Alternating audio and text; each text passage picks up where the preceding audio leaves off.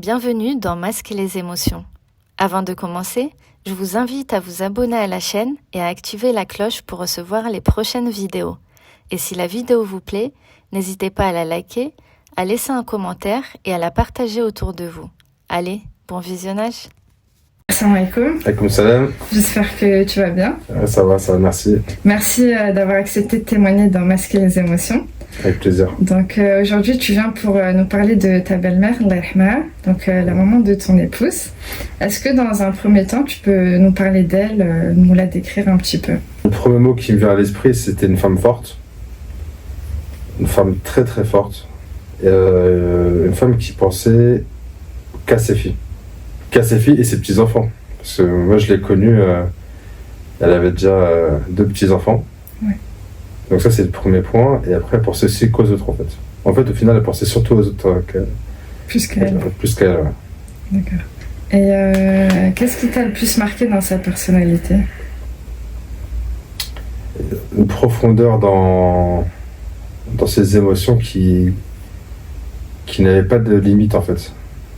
C'est-à-dire que je sais pas comment expliquer, mais en gros, dans son amour, dans ses relations, il y avait une sincérité que, j'avoue, ma grand-mère elle est comme ça aussi, mais j'ai pas vu d'autres personnes. Ses filles, elles le sont. Elles ont pris beaucoup d'elle. Mais j'avoue que quand tu la rencontres et quand tu passes du temps avec elle, tu te dis, mais il y a une transparence totale, en fait. Tu vois son âme, limite, en fait, comment... Je vois, c'est particulier, en fait. C'est vraiment... c'est beau. Et comment tu décrirais la relation que tu avais avec elle? Alors, la relation que j'avais avec elle, c'est...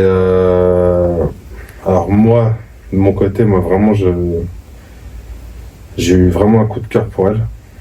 Et dès le début. Je l'ai vraiment aimée. Quand je dis vraiment aimée, c'est comme une mère. Vraiment. Je me suis beaucoup attaché à elle. Elle m'a donné beaucoup d'amour. Elle m'a aussi vite compris, vite cerné. Et c'est comme je te dis tout à l'heure, en fait, c'est comme c'est une personne qui pense beaucoup aux autres, qui regarde beaucoup les autres. Et dans la vie, des fois, c'est rare que des personnes te comprennent et qui sachent qui tu es. Moi, elle m'a cerné, elle a su qui j'étais et elle m'a donné beaucoup d'amour. Et franchement, donc c'était une relation vraiment sincère, avec beaucoup de respect. Moi, j'ai toujours vouvoyé ma belle-mère. Même si elle m'a dit tu peux me tutoyer, moi je la vouvoyais toujours parce que je me suis dit je lui donne ce respect-là. Mais et elle me donnait beaucoup d'amour, mais d'un côté elle me faisait ce côté aussi de je suis la maman et je suis aussi le papa. Donc fais attention à ma fille, hein, tu vas pas jouer avec elle, quoi. Des fois elle faisait son côté comme ça, elle mettait des petits coups de pression quand il le fallait. Donc voilà, franchement c'était top. Et en quoi sa présence a compté dans l'équilibre de votre famille? En fait, dès qu'il y avait un problème, dès qu'il y avait quelque chose, elle jouait le rôle de médiateur. Et comme elle savait prendre sa fille aussi, dès qu'il y avait un souci, l'écouter, elle savait la calmer, la diriger. Moi aussi, elle me disait ce qu'il fallait dire aussi. Bon, j'avoue, j'avais beaucoup de chance parce qu'elle me prenait toujours la défense. Voilà. Mais quand il fallait me le dire, il fallait me dire les choses aussi, elle le disait. Donc, franchement, c'était jouer ce rôle de médiateur, de médiatrice, du coup. Et avec les filles, avec ses 3 filles, avec moi, avec à l'époque mon beau-frère aussi, c'était un peu la chef. C'était la chef, en fait, de la famille. On était tous des jeunes comme ça, et elle, c'était la chef, et on essayait de lui faire plaisir, on aimait bien l'embêter. Et puis, on l'écoutait aussi. Voilà.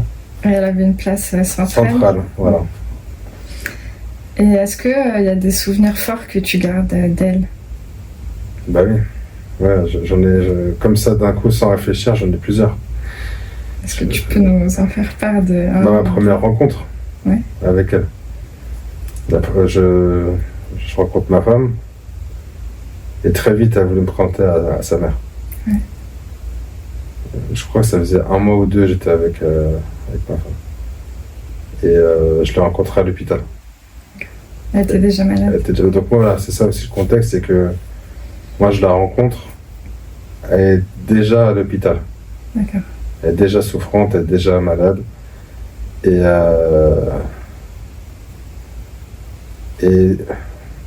on va dire que, comment dire, c'est compliqué à expliquer, mais il y a le cerveau qui va avoir, la tête qui va avoir une dame qui est malade et qui, voilà, elle a sa fille, elle va rencontrer son copain, voilà, elle est souffrante. Donc voilà, on est conscient quand même qu'il y a cette part de vulnérabilité. Et il y a le cœur qui voit une dame et qui est rempli d'amour dès le premier regard.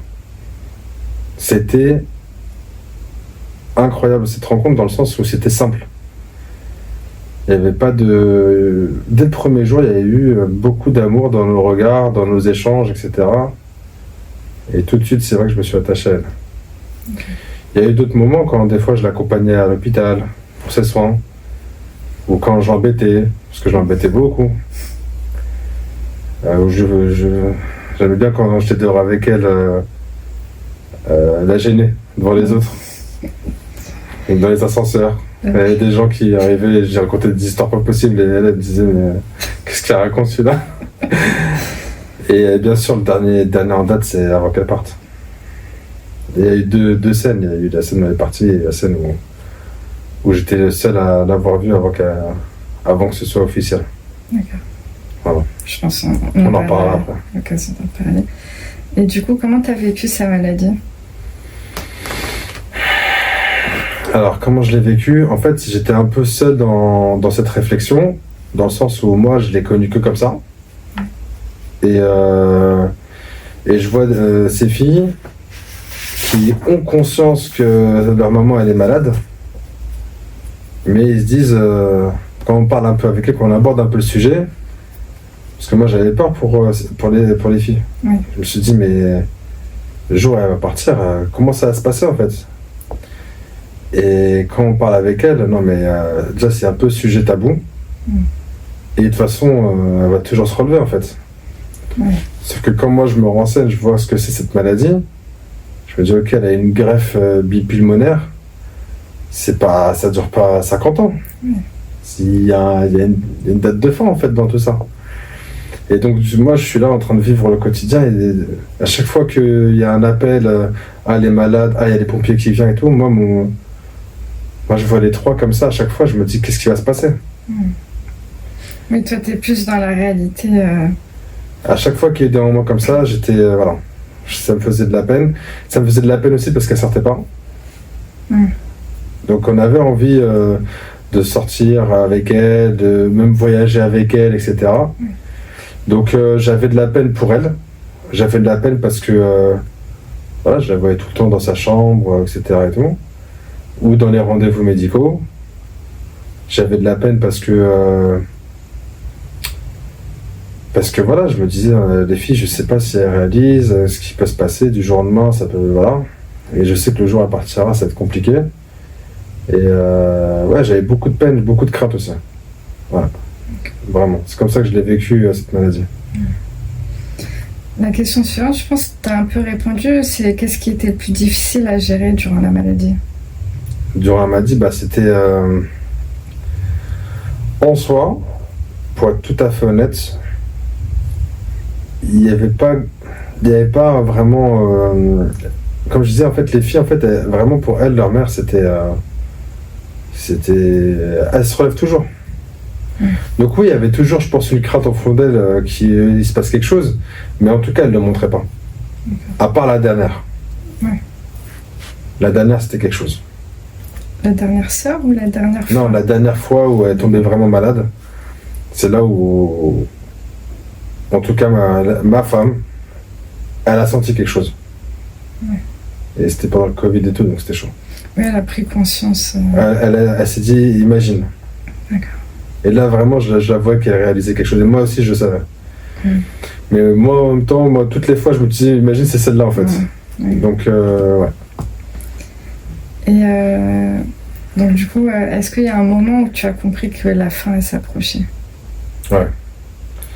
En fait, quand on a eu notre enfant, parce qu'elle est partie quand notre fille a eu 1 an et 3 mois. Et pendant cette année, on l'a pas beaucoup vue. Elle était souvent malade. Souvent fatiguée, très souvent fatiguée. Et d'habitude, on la voyait tout le temps. On lui dit, on passe te voir, elle a dit oui, jamais, elle a dit non. Et là, elle était fatiguée. Et quand on allait la voir, c'était un petit peu, il fallait qu'elle se repose. Ça a duré 1 an comme ça. Et au bout d'un moment, ouais, c'était compliqué. Et quand on est allé la voir, comme moi je suis allé la voir à l'hôpital du coup la dernière fois, période du Covid, personne ne pouvait la voir, etc.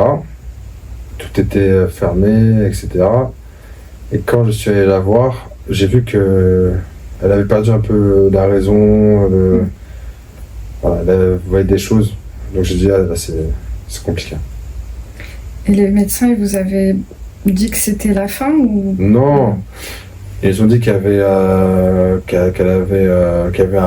traitement qu'elle prendrait et que on verra comment ça se passe. Mais c'est venu d'un coup.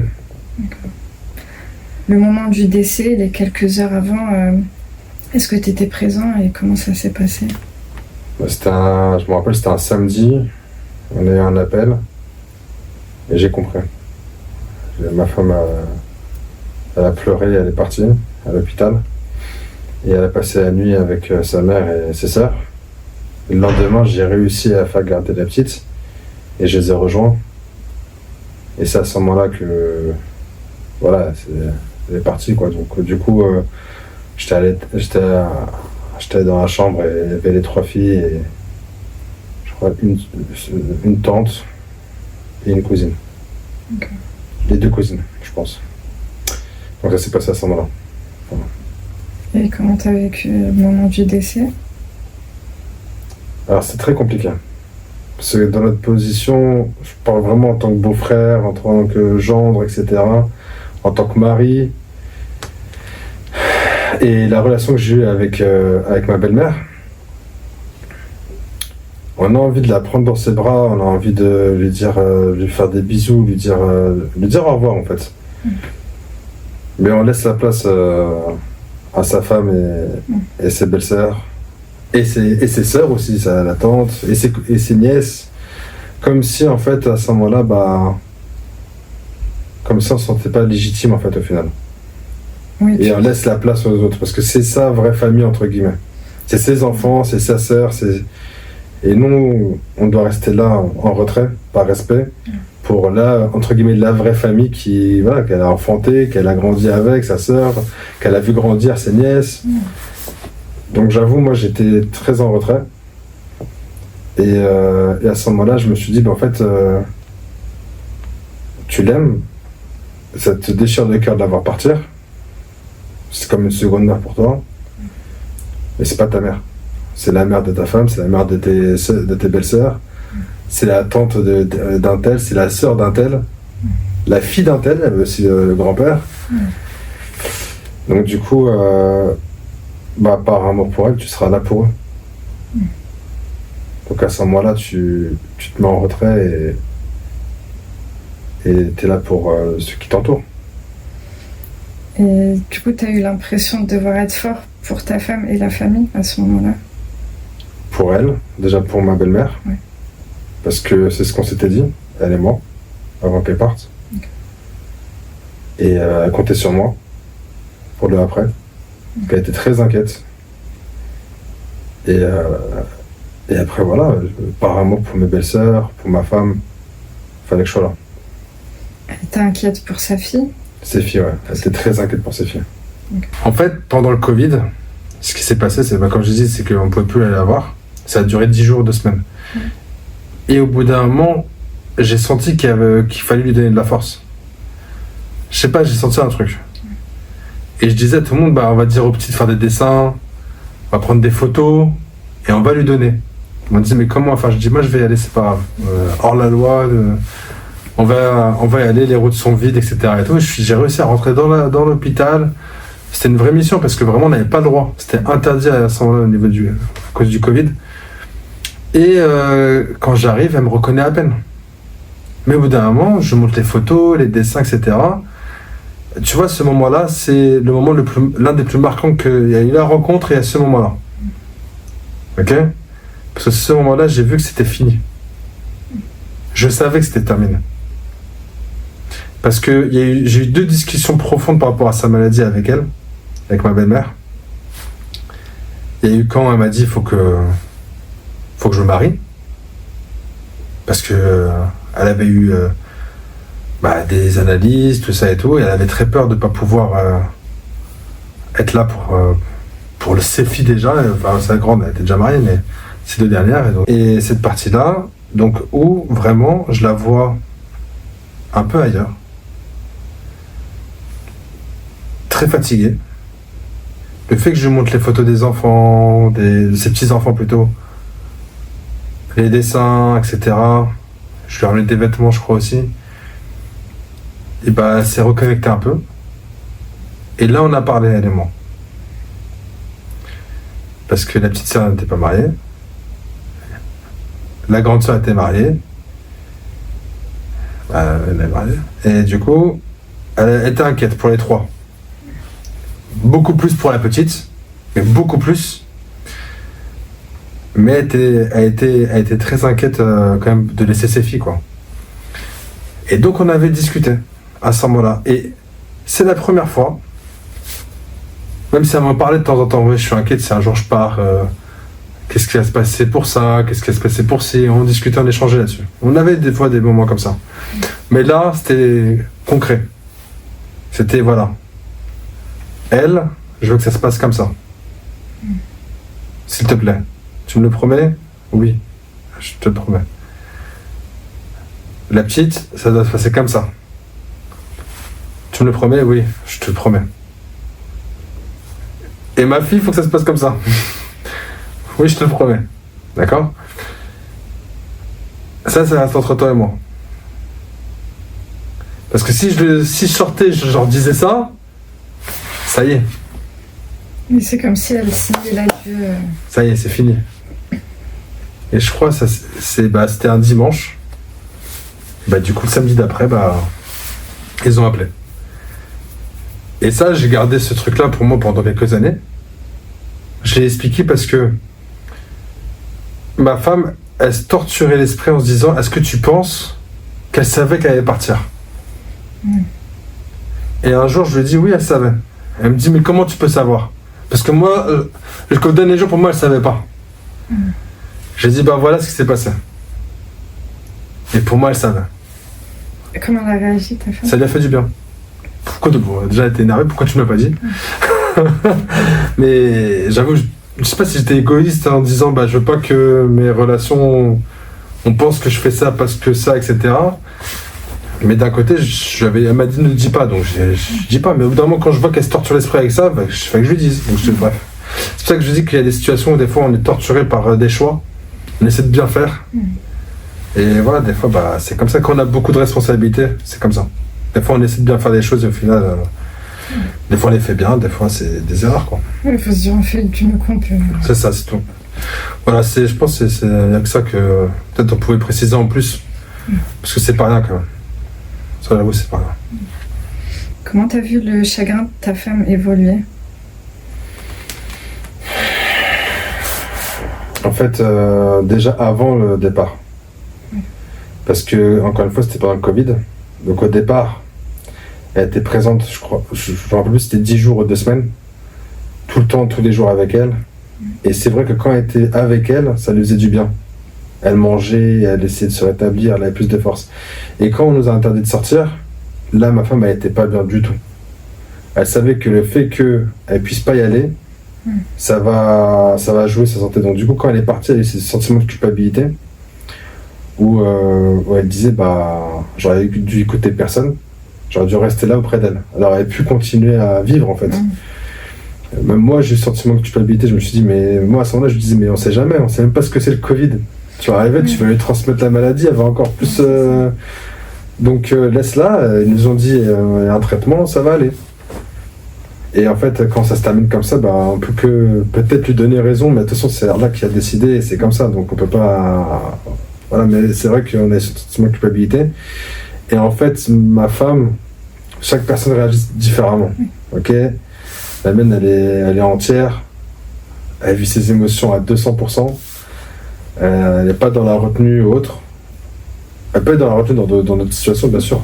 C'est une question de posture et de respect. Mais dans cette situation-là, c'est trop fort. Elle est très très sensible en plus. Donc j'avoue, quand elle est partie, quand je l'ai vue, j'ai dit c'est chaud. Ouais, elle n'était pas bien du tout. Elle n'était pas bien du tout. Et il y a eu quelques scènes marquantes comme ça, les premiers jours où c'était compliqué. Je me suis dit, je crois même elle, je vais la perdre en fait. Voilà. Et pareil pour mes belles-sœurs aussi, elles ont réagi différemment encore. Mais voilà. Est-ce que tu as vu une évolution à partir de ce moment-là? Oui, jusqu'à aujourd'hui. Bien sûr. Elle a géré son combat, son deuil. Donc à ce moment-là, au début c'est très fort. C'est très très fort en termes d'émotion. Il y a vraiment étape par étape, il y a un espèce de déni au bout d'un moment. Les premiers jours c'est très difficile. Après quand il y a la partie de l'enterrement, où on va voir aussi le corps au début, on fait la prière, etc. Et tout, à ce moment-là il y a un espèce de soulagement. Voilà. Et après, il y a le après. Une fois que c'est fait, en fait, il y a le après. Et le après, en fait, elle était éteinte. Elle était éteinte et ça a duré un bon moment. Et sauf qu'on avait une fille et qui a été très très fusionnelle avec elle. Limite, moi, la première année, j'ai rien fait en fait avec ma fille. Elle faisait tout avec elle. Et moi, je me retrouve tout seul avec ma fille. Là, je me dis bon, là, il faut que je fasse mon job. Et mais ma fille, elle le ressentait. Et quand je dis il y a une évolution, c'est qu'en fait, au bout d'un moment, je lui dis vis tes choses comme t'en as envie, ok. Mais oublie pas la petite. Donc du coup, elle a fait un effort dans l'évolution justement pour que elle puisse avoir toujours ce lien-là avec sa fille, mais ça allait très très vite. Hein. Très vite, elle s'est battue pour pouvoir au moins avoir ça en main avec sa fille. Et donc du coup, ça a mis du temps. Au début, c'était 6 mois pour recommencer à avoir un peu de plaisir dans la vie, etc. Après, il y avait des crises d'angoisse, il y avait plein de choses et tout. Et après, ça s'étale dans le temps. Et de fur et à mesure, voilà, on avance, on pense à elle. Il y a une cicatrice qui sera tous les jours là, mais on continue à vivre. On fait un deuxième enfant, on continue à vivre, etc. Et il y a aujourd'hui, on va dire qu'il y a de la souffrance toujours. Perdre sa mère, c'est toute sa vie, hein. Mais il y a bien sûr une évolution positive. Et toi, comment tu as géré tes propres émotions? Moi, j'ai pas géré les émotions. Mais est-ce qu'il y en avait? Non, j'ai pas laissé. T'as pas laissé place à tes émotions? Non. Et pourquoi? C'est mon caractère. Ça, c'est encore autre chose. Mais est-ce que c'est par rapport à ton épouse? Il y a ça aussi. Toi, non, moi déjà, mon caractère, je suis comme ça. D'accord. Je suis comme ça. Caractère, éducation, etc. Ouais. Et en plus, même si t'en as envie, comme je t'ai dit au début, attends, t'as ta femme en train de pleurer sa mère, tu vas pas pleurer toi aussi. Elle est la logique. Voilà. Elle est en train de pleurer, elle a besoin d'être consolée, elle a perdu sa maman. Et toi, tu vas aller la voir, tu te dis, attends, mais elle me manque, moi aussi, non, mais comment on va faire et tout, mais je suis perdu sans elle et tout. Ouais. Il y avait des moments où vraiment elle me manquait, et ça se voyait que j'étais très touché. Mais j'avais pas envie d'avoir ma femme en train de me consoler d'avoir perdu sa mère, en fait. Donc j'avoue, ça c'est un truc, c'est impossible. Même si tu as envie de laisser ta place à tes émotions, tu peux pas. C'est pas possible. Mais même quand tu es seule, tu voulais... Seule, toi avec toi-même. Ça arrivait. Ça arrivait, mais très sincèrement, c'est parce que déjà moi-même, je laisse pas ma place. En fait, tu sais, ça dépend de chaque personne. Tu vois, moi, par exemple, je vais pas réfléchir sur mes émotions, sur ce que je ressens. C'est un truc qui me fait mal, je mets de côté. D'accord, ok. Tu vois, donc c'est pour ça, j'avoue, je suis un peu... Oui, t'arrives pas au stade où tu vas... Où je vais réfléchir et en profondeur sur ce que je ressens. Dès que je vois qu'il y a un truc qui me touche, je mets de côté, j'avance, parce que sinon ça va me toucher. Et j'avoue, j'ai voulu le faire pour ma belle-mère. J'ai voulu vraiment vivre ce truc, rester connecté après sa mort, parce que c'est pas le premier deuil que j'ai eu.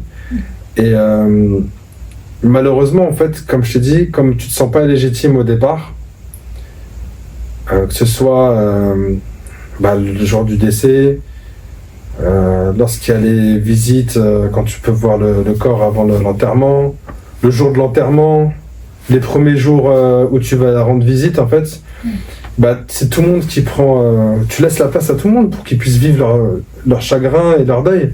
Et au contraire, tu penses vraiment à tout le monde. Mais du coup, toi, ton cœur, il a envie de faire quelque chose. Mais quand tu as envie d'y aller, tu laisses la place à tout le monde, en fait. Donc du coup, je pense au fur et à mesure, en fait, le lien, j'ai pas réussi à le faire, moi, après. Ok, ouais. Et qu'est-ce qui t'a permis de tenir sur la durée? Alors, qu'est-ce que tu entends par tenir? Parce que c'est une épreuve, donc je pense qu'il y a avant, après le décès, ça a dû chambouler des choses dans votre vie. Ouais. Et du coup, t'es aussi quand même un pilier pour ton épouse, sûrement aussi pour tes belles-sœurs. Et c'est pas toujours facile d'être le pilier. Donc qu'est-ce qui t'aide à tenir? Mais j'ai pas tenu. Au bout d'un moment, il y a eu un craquage. D'accord. Tu vois, c'est que tu te tiens au début, tu fais pas des bons choix. Tu penses que c'est des bons choix, mais c'est pas forcément des bons choix. D'accord. Ok. Et au bout d'un moment, tu peux craquer. Moi, j'ai craqué au bout d'un moment. Ça a duré 3 ans. Et au bout d'un moment, c'est... Et c'est pas méchant. C'est moi-même, sans le vouloir, en fait. T'es un être humain. Je suis un être humain, sans le vouloir. Mais parce que pourquoi? Parce que j'ai fait des mauvais choix. En pensant faire des bons choix. L'exemple tout bête, que je dis, et que s'il y a des hommes qui vont me regarder, le conseil, le vécu que j'ai fait, moi, le choix que j'ai fait, c'est que moi, j'avais peur de la relation entre ma femme et ma fille. D'accord. Parce que vraiment, c'est une relation fusionnelle, mais totale. Et quand je la voyais complètement éteinte, comme je t'ai dit, je lui ai dit, pense à elle. Et je lui ai dit aussi, tu sais quoi, enlève-toi toute responsabilité de ma part. C'est-à-dire d'épouse. Voilà, t'es une épouse, je suis ton mari, oublie. D'accord. Oui, pour l'alléger. L'alléger psychologiquement, t'as ton combat par rapport à ta mère, ton deuil, et en plus tu dois te battre pour pouvoir justement gérer aussi ta fille, qui a 1 an. J'étais une jeune maman, etc. Elle avait 26 ans quand on a eu on a eu notre enfant. On avait 26 ans. Et du coup, j'ai pas envie de te donner cette responsabilité du foyer, du mari, juste toi et ta fille. Okay.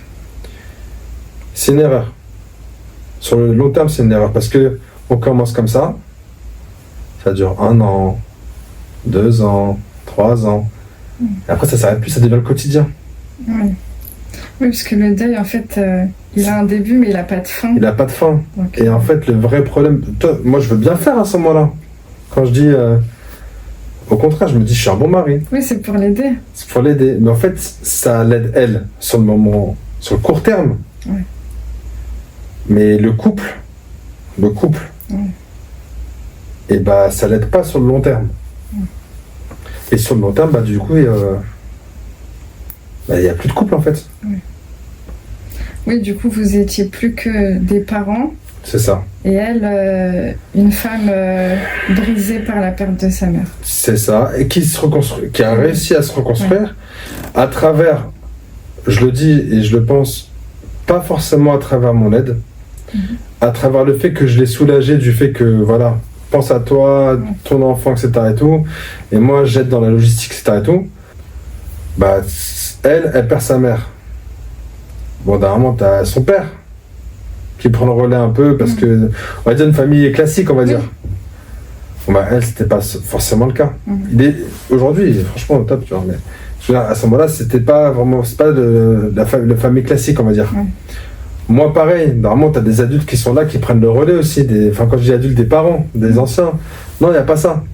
Donc, du coup, on se retrouve que tous les deux, avec les sœurs, les beaux-frères, à gérer tout ça, entre jeunes, en fait. Ouais.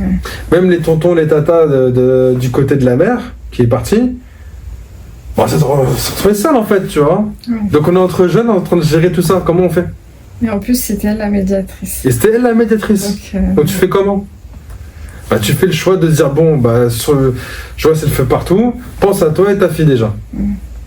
Voilà, c'est tout. Mais après, voilà, sur du long terme, ça a des conséquences. Donc, des fois, il faut faire des choix sur du court terme, c'est bien, mais réaliser que c'est que du court terme. Ouais. Et après, penser long terme.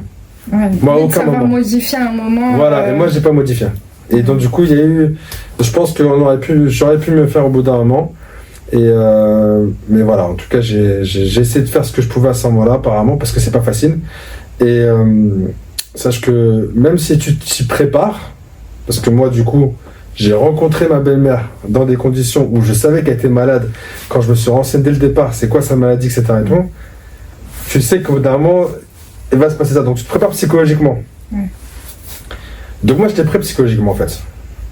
Quand c'est arrivé le jour J, j'étais prêt. Je savais que ça allait être difficile. Je sais que ça allait durer très longtemps même. Et même quand tu es prêt psychologiquement, bah, tu peux pas forcément faire les bons choix parce que tu es face à toi-même et face à une femme qui est sous ta responsabilité au final maintenant, tu vois. Même depuis le mariage, elle est sous ma responsabilité en vrai. Bah, là encore plus parce que là, il y a que moi. Et du coup, qu'est-ce que tu as découvert sur ta propre endurance? Parce que ça a duré. J'ai découvert que j'étais quelqu'un de très patient, mais je le savais déjà un peu. Ouais. Ok. Que par amour, je peux faire beaucoup d'efforts, mais que j'ai des limites. Okay. Et que des fois, je pensais que j'étais quelqu'un qui anticipait beaucoup, qui était beaucoup dans la réflexion, tu vois, qui essaie de ne pas faire d'erreur dans ses choix, etc. et tout. Et au final, il y a des choses qu'on peut pas. On pense faire des bons choix et au final, c'est pas forcément bon en fait. On a beau essayer de se projeter, de se dire ce que je fais là, c'est bien et ça sera bon pour le long terme. Et au final, non. Donc, j'avoue, j'ai pris une leçon d'humilité par rapport à mes choix. Moi qui pensais bien réfléchir, faire des bons choix, et ben non, pas forcément. Des fois, on se trompe. Et donc, j'ai appris ça. Mais c'est bien, moi. Non, c'est bien. Aujourd'hui, je sais que voilà, je sais pas comment faire maintenant, mais je vais réfléchir bien. Et que je fais un choix, bah, je suis pas sûr de ce choix-là maintenant. C'est-à-dire que je vais le faire, mais je vais toujours continuer à réfléchir en me disant est-ce que c'est bien ce que je fais ou pas. D'accord. Alors qu'avant, j'ai fait ce choix-là, bah, je laisse 3 ans comme ça. Oui, t'es sûr. Si voilà. J'ai fait ce choix-là pendant 3 ans et ça va bien se passer. Non, il faut savoir se remettre en question au bout de 3 mois, 2 mois, 1 mois. Est-ce que c'est bien ou il faut pas ajuster? Oui, voilà, de faire des réglages quand il y a besoin. Voilà. Non, moi je fais un truc, c'est bon, c'est acté pendant 10 ans. Donc c'est pas bon. Est-ce que tu trouves que ta femme, elle a changé depuis le décès? C'est pas la même. C'est pas la même. C'est... Comment te dire? Pour moi, quand tu perds ta mère, il y a aussi celle qui l'a élevée. Seule. Donc c'est encore un autre registre, hein. C'est pas juste ta maman. C'est celle qui l'a élevée, celle qui a tout donné. Et en plus de ça, je vais même rajouter une couche pour donner encore plus de... Voilà. Bah c'est ma belle-mère, quoi. C'est un personnage à part entière. D'accord? C'est celle qui donne tout à ses filles, qui... Non mais, faut réaliser le truc. Elle a tout donné. Tout. Tout. Elle a rien laissé. Tout. Même moi, je savais pas que ça existait. D'accord? Quand j'ai vu ça, j'ai dit, c'est pas possible. Même moi, m'a donné. Tu veux quoi de plus? Donc quand tu perds... Même les personnes autour, c'est pas leur fille, elles partent, tu sens un vide total. Tu vois? Donc imagine sa fille. Bah, elle se sent vide. C'est plus la même.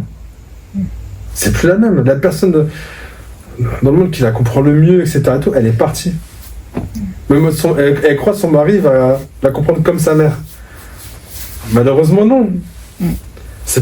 Et c'est ça qui est triste, en fait. C'est qu'au bout d'un moment, bah, elle se sent seule. Et donc du coup voilà, après ça crée une vraie cassure en elle, mais elle se reconstruit. Et elle a pris le temps de se reconstruire. Aujourd'hui, c'est une femme forte. Aujourd'hui, elle est forte. Elle est très forte. Ouais. Mais ça a mis du temps. Il faut être patient.